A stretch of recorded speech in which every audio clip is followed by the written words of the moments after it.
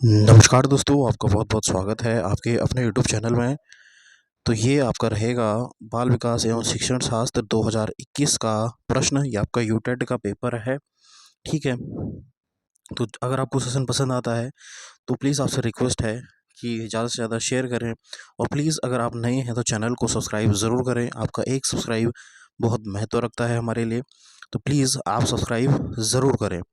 चलिए, अब हम पहला प्रश्न देखते हैं। आपका पहला क्या कह रहा है कि किसने व्यक्तित्व के सिद्धांत में अन्यथा संकट की बात कही है, यानी who talked about the identity crisis in the theory of personality. ठीक है, तो इसने बहुत डीप जाके ये प्रश्न पूछा है, आपकी थ्योरी ऑफ पर्सनैलिटी से भी इसने ये प्रश्न पूछा है। एड एल्फ्रेड एडलर ने, सिगमंड फ्राइड तो पर्सनैलिटी के बारे में नहीं, और एरिक एरिक्सन या फिर नन ऑफ दिस। तो इसका सही आंसर हो जाएगा एरिक एरिक्सन, यानी ऑप्शन सी आपका सही आंसर हो जाएगा। ठीक है, अगला देखते हैं आपका, आत्म का तात्पर्य क्या होता है? व्यक्ति के उन गुणों से है जो उसे अन्य दूसरों से भिन्न करते हैं। व्यक्ति के उन पक्षों से है जो उसे किसी सामाजिक अथवा सांस्कृतिक से संबंध करते हैं, अथवा जो उसे समूह में व्यापक होते हैं। ठीक है, यानी अपने संदर्भ में व्यक्ति के सचेतन अनुभवों, विचारों, चिंतन एवं भावनाओं की समग्रता से है, या फिर इनमें से कोई नहीं। तो आत्मा से क्या तात्पर्य है आपका, क्या है? सेल्फ। इंग्लिश में कह रहा है कि सेल्फ रेफर्स टू व्हाट। तो इसका सही आंसर हो जाएगा सेल्फ मतलब खुद से। अपने संदर्भ में व्यक्ति के सचेतन अनुभव, विचार, चिंतन एवं भावनाओं की समग्रता से है, यानी सेल्फ मतलब जो व्यक्ति अपने खुद के विचार और अनुभवों को जो है जानना लगता है, उसके बारे में चिंतन करना शुरू कर देता है, ये आपका आत्मा का तात्पर्य होता है। ठीक है, चलिए अब अगला प्रश्न देखते हैं आपका। अगला कह रहा है, विच of the following is a characteristic of personality, यानी व्यक्तित्व की विशेषताएं कौन सी हैं? पर्सनैलिटी पे बहुत से प्रश्न पूछे हैं इसने। It has both physical and psychological component, यानी जो है इसके अंतर्गत शारीरिक और मनोवैज्ञानिक दोनों ही घटक आते हैं। बिल्कुल, पर्सनैलिटी आपकी केवल बाहरी नहीं होती है, पर्सनैलिटी आपकी फिजिकल भी होता है और आपका साइकोलॉजिकल भी होता है। बिल्कुल, ये ऑप्शन आपका सही है। किसी it is expression in its expression in terms of behaviour is Fairlie unique in a given individual, यानी किसी व्यक्ति विशेष में व्यवहार के रूप में इसकी अभिव्यक्ति पर्याप्त रूप से अन्य होती है। बिल्कुल सही। It's main feature do not easily change with the time, इसकी मुख्य विशेषताएं साधारण समय के साथ परिवर्तित नहीं होते। बिल्कुल, आपकी पर्सनैलिटी एक बार बन गई तो बन गई, चेंज नहीं होती है जल्दी से। तो यानी उपरोक्त में से सभी इसका सही आंसर होगा, ऑप्शन डी इसका सही आंसर हो जाएगा। चलिए अब अगला प्रश्न देखते हैं। The Pioneer of trade approach theory, तो ये मैंने आपको कल भी पढ़ाया था कि फादर ऑफ ट्रेड थ्योरी किसे कहते हैं हम? फादर ऑफ ट्रेड थ्योरी हम बोलते हैं एल्पोर्ट को। ठीक है, गॉर्डन एल्पोर्ट जो होता है उसने ट्रेड थ्योरी दी थी और उसी को हम क्या बोलते हैं? Father of trade theory. ठीक है, और यहाँ पे एक और आएगा कि 16 पीएफ थ्योरी किसने दी थी? 16 पीएफ थ्योरी किसने दी थी? 16 पर्सनैलिटी फैक्टर थ्योरी किसने दी थी? तो वो दी थी आपका रेमंड कैटल ने। किसने दी थी? रेमंड कैटल ने। चलिए अगला प्रश्न देखते हैं आपका। The theory of observational learning, यानी प्रेक्षणात्मक अधिगम का सिद्धांत किसने दिया था? तो ये आपका दिया था एल्बर्ट बंडूरा ने। सी ऑप्शन इसका सही आंसर हो जाएगा। A child is working very hard for her exam, her behaviour is an indicator of, यानी एक छात्र जो है अपनी परीक्षा के लिए बहुत मेहनत कर रही है तो उसका व्यवहार उसकी डैश का एक संकेत है। Sharp cognitive ability, high achievement motivation, very busy schedule, यानी desire to impress her parents, कि बच्चे क्या है इम्प्रेस कर रही है अपने पेरेंट्स को, नहीं। वेरी बिजी शेड्यूल नहीं। या उसकी शार्प कॉग्निटिव एबिलिटी हो सकती है, उसका संज्ञानात्मक जो योग्यता है बहुत ज़्यादा है। या फिर हाई अचीवमेंट मोटिवेशन, बच्चे जो है उच्च लब्धि अभिप्रेरणा से मोटिवेटेड है क्योंकि उसको क्या है एग्जाम में अच्छा करना है। तो बी ऑप्शन, बी हो जाएगा इसका, बी सॉरी बी हो जाएगा यहाँ पे, बी ऑप्शन इसका सही आंसर हो जाएगा। चलिए अगला प्रश्न देखते हैं आपका। Reward plays an significant role in learning is the main characteristic of which of the following approaches of learning, यानी पुरस्कार की अधिगम में महत्वपूर्ण भूमिका होती है। यह मुख्यतः किस की विशेषता है कि पुरस्कार भी बच्चे को देना चाहिए? व्यवहारवादी की, संज्ञानवादी की, मानववादी की, या फिर वैज्ञानिक? ये तो आपके नहीं है। अब आपका बचता है केवल दो। बिहेवियरिस्ट या फिर संज्ञानावादी। तो संज्ञानवादी क्या कहते हैं, बच्चे क्या, संज्ञान का मतलब क्या होता है, दिमाग से सोचना, तो ये दिमाग से रिलेटेड होता है। तो व्यवहारवादी कहते हैं कि बच्चे को क्या है, पुरस्कार भी देना चाहिए जब वो अच्छा काम करे, और दंड भी, आपका यही कहते हैं कि बच्चे को क्या है, दंड भी देना चाहिए। तो ए ऑप्शन इसका सही आंसर हो जाएगा। ठीक है, अब आता है आपका नेगेटिव रीइंफोर्समेंट का मतलब क्या होता है, नॉट प्रेजेंटिंग एनी स्टिमुलस। ये आपका रीइंफोर्समेंट की थ्योरी किसने, स्किनर ने दी थी। ठीक है, बीएफ स्किनर ने क्या है, जिन्होंने आपको चूहे पे क्या है परीक्षण किया था, तो उन्होंने नेगेटिव और पॉजिटिव रीइंफोर्समेंट बोला था, नकारात्मक पुनर्बलन और सकारात्मक पुनर्बलन। ठीक है, यहाँ पे हम देखते हैं क्या होता है। ये कह रहा है नॉट प्रेजेंटिंग एनी स्ट्रेस, यानी कोई स्टिमुलस नहीं देना। ठीक है, उद्दीपन प्रस्तुत ना करना, प्रेजेंटिंग एन अनप्रेजेंट स्टिमुलेट, यानी अप्रिय उद्दीपन प्रस्तुत करना, पनिशमेंट देना, दंड देना, या फिर टर्मिनेटिंग एन अनप्लीजेंट स्टिमुलस, यानी अप्रिय उद्दीपन को समाप्त करना। तो जो नकारात्मक पुनर्वलन है, ये आपका स्किनर ने जो है चूहे पर जो है उन्होंने एक्सपेरिमेंट किया था।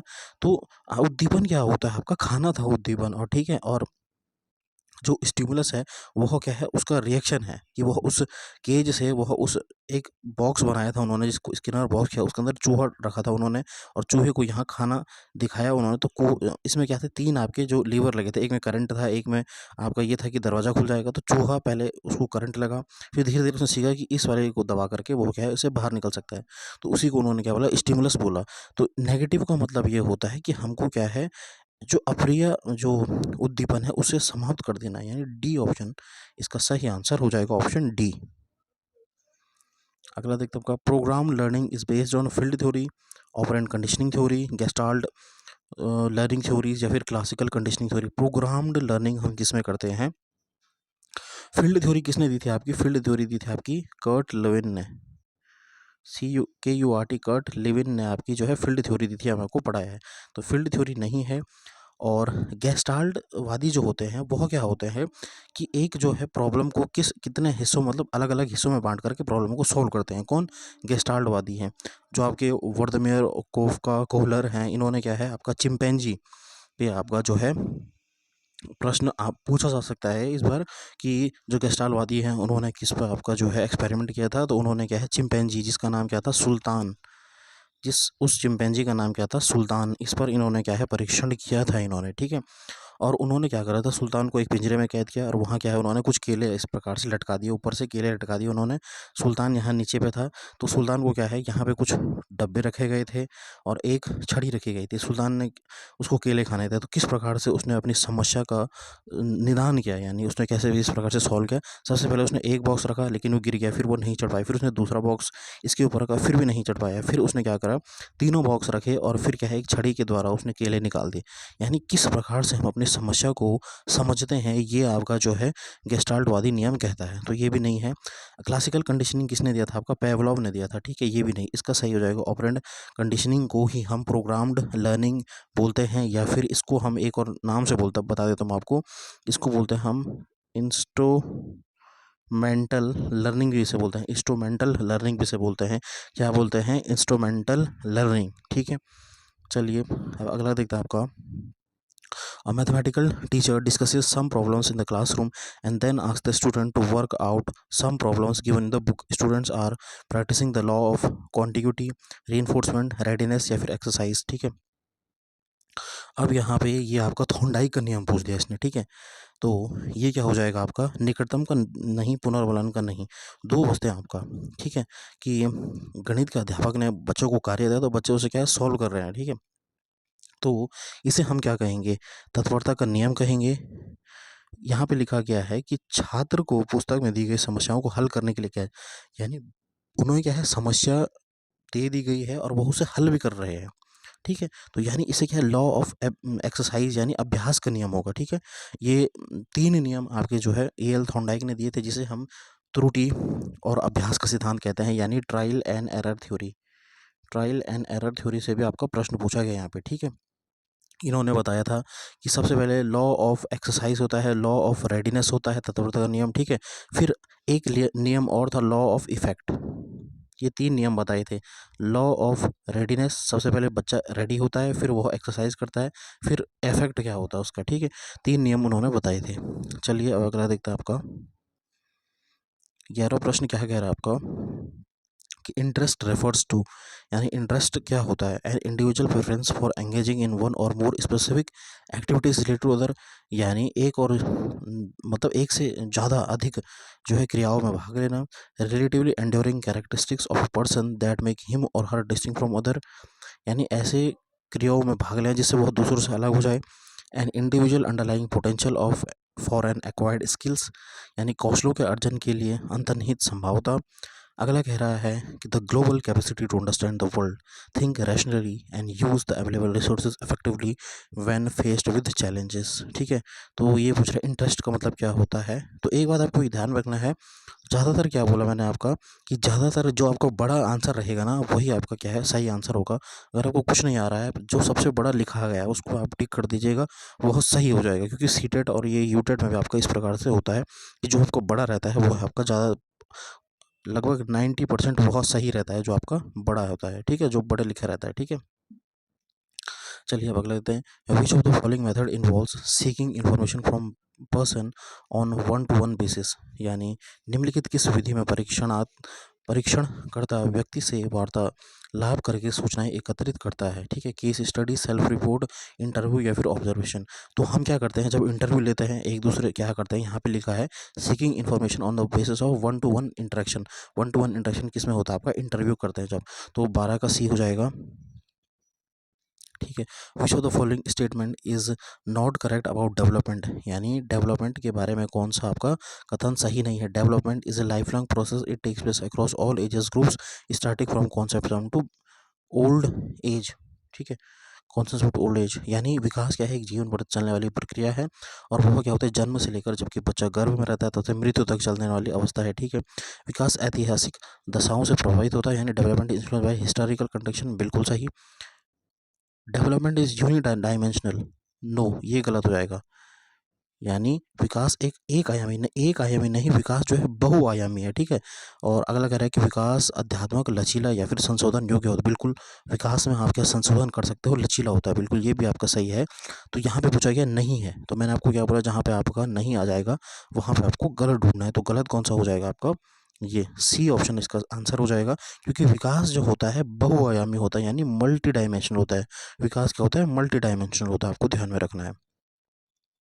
चलिए, development of symbolic thoughts and establishment of object permanence is visible in which of the following stages of cognitive development according to Piaget, यानी प्याजे के अनुसार संज्ञानात्मक विकास की किस अवस्था में प्रतीकात्मक विचारों का विकास तथा वस्तु स्थायित्व, यहाँ पे बोल रहा है सिंबॉलिक थॉट्स एंड विचारों का विकास जो तथा वस्तु स्थायित्व उत्पन्न हो जाता है। ठीक है, तो आपका जो सीटेट ने जो आंसर दिया है वह दिया है आपका, सॉरी यूटेट ने जो आंसर दिया है वह दिया आपको ऑप्शन बी दिया है आंसर की में। लेकिन यहाँ पे क्या लिखा गया है कि development of symbolic thoughts and establishment of object permanence. Object permanence की स्टेज कहाँ कौन सी रहती है आपकी, इसमें वस्तु स्थायित्व कौन सी स्टेज में आता है आपका, पहली अवस्था में। ठीक है, वस्तु स्थायित्व बच्चे में आ जाता है।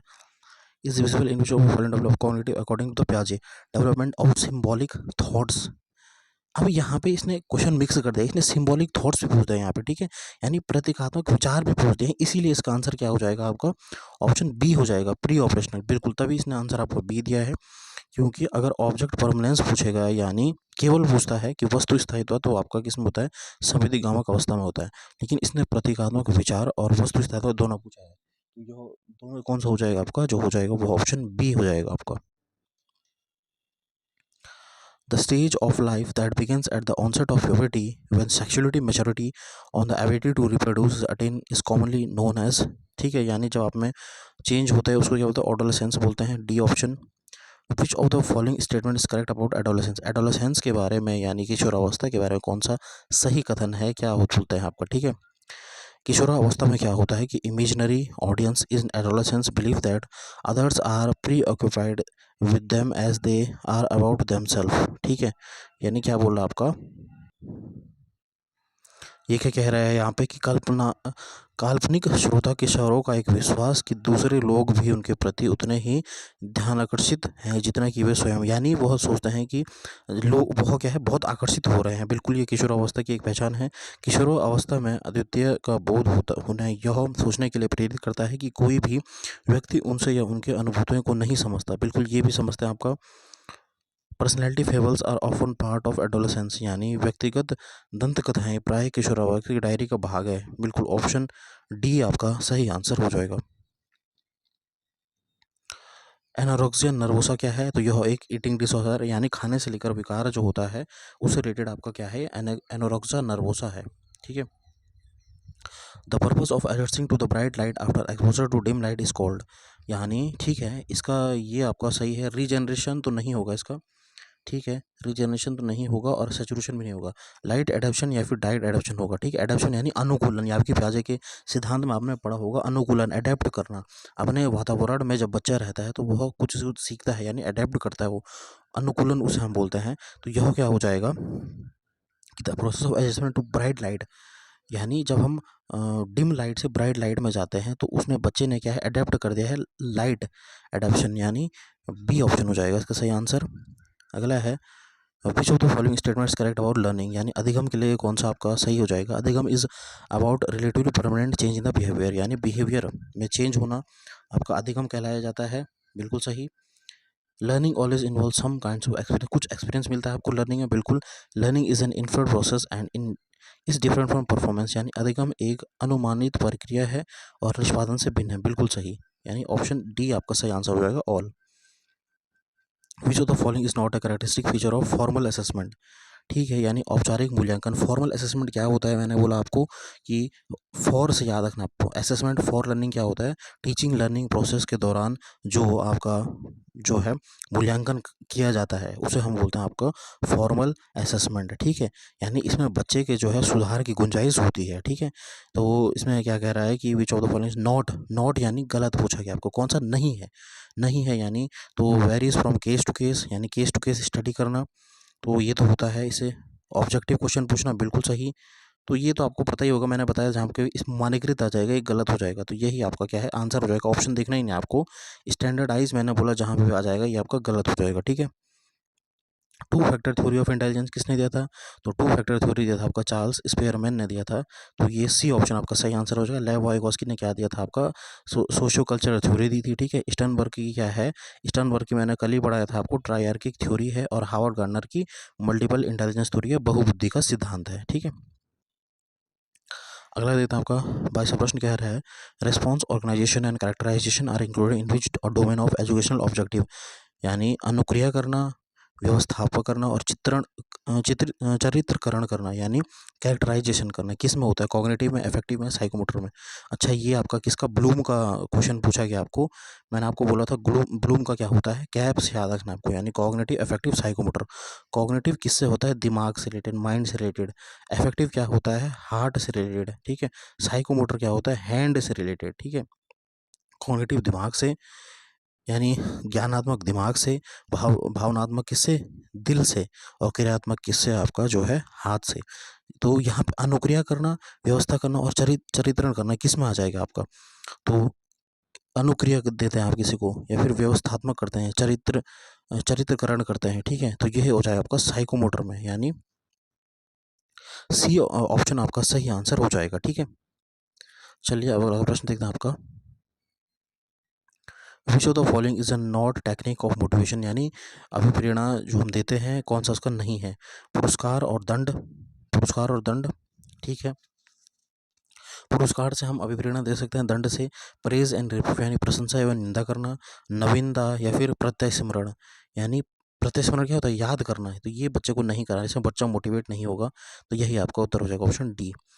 Factor influencing emotional development in children, यानी संवेगात्मक विकास को प्रभावित करने वाला कौन सा फैक्टर है, health and physical development, family atmosphere and relationship, neighbourhood, community and society, या फिर ऑल ऑफ द अबव। तो कौन सा जो है आपके इमोशनल डेवलपमेंट को प्रभावित करता है, तो ये सभी क्या है आपके इमोशनल डेवलपमेंट को प्रभावित करते हैं, यानी ऑप्शन डी आपका सही आंसर हो जाएगा। आर कंडीशनिंग क्या होती है, कल ही मैंने आपको पढ़ाया था। आर आर एस कंडीशनिंग किसको बोलते हैं आप, आपका ये बोलते हैं आपको जो होता है क्लासिकल कंडीशनिंग यानी शास्त्रीय अनुबंधन, यह किसने दिया था आपका, इवन पेवलोव ने दिया था। और जो है इसको क्या बोलते हैं आपका, ये आपका आर कंडीशनिंग हो गया, आर मतलब रिस्पॉन्स देना, जो है क्लासिकल कंडीशनिंग। ऑपरेंट कंडीशनिंग क्या होता है, एस यानी जो है स्किनर ने दिया था, जो स्किनर ने क्या दिया था आपका, सक्रिय अनुबंधन का सिद्धांत दिया था, ठीक है। तो ये आपकी कल की वीडियो में देखा होगा आपने, मैंने आपको पढ़ाया है self actualisation needs are related to, यानी आत्म सिद्धि की आवश्यकताएं संबंधित हैं थ्योरी ऑफ इनसाइड लर्निंग से, ठीक है। बिल्कुल बहुत अच्छा प्रश्न है ये भी आपका, फील्ड थ्योरी से, इंफॉर्मेशन प्रोसेसिंग थ्योरी थे, या फिर Maslow humanistic theory of learning से। सेल्फ एक्चुअलाइजेशन नीड्स यानी आत्म अनुभूति करना, तो ये मैंने आपको कल पढ़ाया था, मैस्लो का जो थ्योरी, सॉरी यहाँ पे क्या है, मैस्लो की जो थ्योरी होती है, मैस्लो ने क्या है यहाँ पे आपका 5 भागों में विभाजित किया था। सबसे पहले साइकोलॉजिकल नीड है, ठीक है, यानी फूड एयर है, फिर उसके बाद वो क्या चाहिए उसको, शेल्टर चाहिए, घर चाहिए उसको, फिर उसको यहाँ पे लव बिलोंगिंग चाहिए, फिर उसको यहाँ पे क्या है, सम्मान चाहिए, फिर उसको यहाँ पे क्या है, आत्मसिद्धि चाहिए, यानी सेल्फ एक्चुअलाइजेशन चाहिए। तो ये किसकी थ्योरी में था आपका, मैस्लो की थ्योरी में था। ऑप्शन डी आपका सही आंसर हो जाएगा। तो एक बार आप कल वाली वीडियो ज़रूर देखें, आपको बहुत हेल्प मिलेगी। और प्लीज़ चैनल को सब्सक्राइब ज़रूर करें, क्योंकि उस वीडियो को बनाने में बहुत मेहनत लगी है। Sensory memory is also known as, यानी सेंसरी मेमोरी को क्या बोलते हैं, तो सेंसरी मेमोरी एक इमीडिएट मेमोरी होती है, A option. Which statement are true about creativity and intelligence, यानी क्रिएटिविटी क्या होती है आपका, जो है सृजनात्मकता और बुद्धि के संदर्भ में कौन सा सही है, आपको बताना है कौन कौन सा आपका सही है। तो the relationship between creativity and intelligence can be positive, positive हो सकता है, बिल्कुल सही है। The intelligence does not ensure creativity, बुद्धिमत्ता हो जाना यह निश्चित नहीं करता है कि व्यक्ति में सृजनशील भी होगा। यानी अगर कोई व्यक्ति में, किसी व्यक्ति में बुद्धि अच्छी है, तो इसका मतलब ये नहीं कि वह क्रिएटिव भी होगा, ठीक है, ये भी सही कह रहा है। Creativity test involves divergent thinking whereas intelligence test involves convergent thinking. मैंने बताया आपको अपसारी चिंतन और अभिसारी चिंतन क्या होता है, ठीक है। आपका जो है अपसारी चिंतन क्या होता है, पॉजिटिव में आता है, और अभिसारी चिंतन क्या होता है, नेगेटिव में आता है, ठीक है। तो क्रिएटिविटी यानी जब अगर कोई बच्चा क्रिएटिव होगा तो उसमें कौन सी चिंतन हो जाएगा, उसमें उसमें हो जाएगा अपसारी चिंतन, यानी डाइवर्जेंट थिंकिंग, बिल्कुल सही। और जो बुद्धि होती है, बुद्धि तो केवल क्या होती है, कन्वर्जेंट थिंकिंग पे ही निर्भर करती है, बिल्कुल। ये बिल्कुल तीनों ऑप्शन आपके सही हैं, ठीक है। तो ये मैंने आपको पढ़ाया है अपसारी चिंतन और अभिसारी चिंतन, ठीक है। एक आपका बहुत महत्वपूर्ण है इंडक्टिव मेथड, आगमन विधि और निगमन विधि, ठीक है। आगमन विधि में हम क्या है, उदाहरण से नियम की ओर जाते हैं, और निगमन में नी आ जाएगा तो नियम से उदाहरण की ओर, ये भी आपको ध्यान में रखना है। The level of consciousness which is considered as the reservoir of instinct और animal drives is unconscious, pre conscious, conscious, या फिर नॉन ऑफ दिस, यानी चेतना का वो स्तर जो अवचेतन, ठीक है। यानी ये आपका पूछा गया है सिगमंड फ्राइड की थ्योरी से, आपका ये प्रश्न पूछा गया, बिल्कुल सिगमंड थ्योरी ने आपका कॉन्शियस, अनकॉन्शियस और प्री कॉन्शियस माइंड के बारे में बताया था आपका, ठीक है। चेतना का वह स्तर जो अचेतन, मूल प्रवृत्ति और पार्श्विक अंत अंतर्नादों का भंडार होता है, ठीक है। अचेतन, पूर्व चेतन, या फिर चेतन मन। तो इसका सही आंसर क्या हो जाएगा, अनकॉन्शियस माइंड होता है, अनकॉन्शियस होता है, ए ऑप्शन हो जाएगा सही आंसर। अगला देते हैं आपका, the kind of defence mechanism in which anxiety provoking behaviour और thoughts are totally dismissed by the unconscious is denial, repression, projection, या फिर रेशनलिज्म। वह रक्षा युक्ति जिसमें दुश्चिंता उत्पन्न करने वाला व्यवहार और विचार पूरी तरह चेतन के स्तर से विलुप्त कर दिया जाए, क्या कहलाया जाता है, तो यह कहलाया जाता है दमन, बोलते हैं हम। बी ऑप्शन, बी ऑप्शन हो जाएगा, बी यानी रिप्रेशन, ठीक है। तो स्टूडेंट्स कैसी लगी आपको ये क्लास, ज़रूर कमेंट करें, और प्लीज़ अगर आप नए हैं तो प्लीज़ चैनल को सब्सक्राइब ज़रूर करें। धन्यवाद। जय हिंद, जय भारत, जय उत्तराखंड।